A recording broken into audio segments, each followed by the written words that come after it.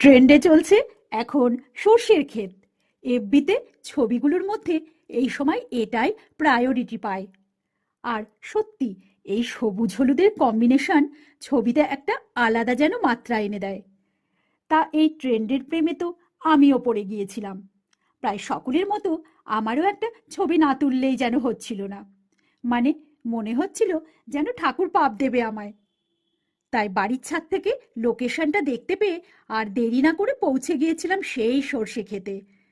তোমাদের কি বলবো, সেখানে পৌঁছে দেখি ছাদ থেকে যা দেখেছিলাম এ যে তার থেকেও হাজার গুণ বেশি সুন্দর।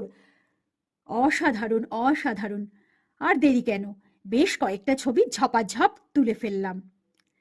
মনের আনন্দে একেবারে বাচ্চা মেয়ে হয়ে গিয়ে আনন্দে নেচে বেড়াচ্ছিলাম। এত ভালো লাগছিল, কি বলবো তোমাদের। এবারে তোমরাই বলো, এরকম পরিবেশে মনটা যদি বাচ্চা হয়ে যায়, কি করব? সেটা কি আমার দোষ?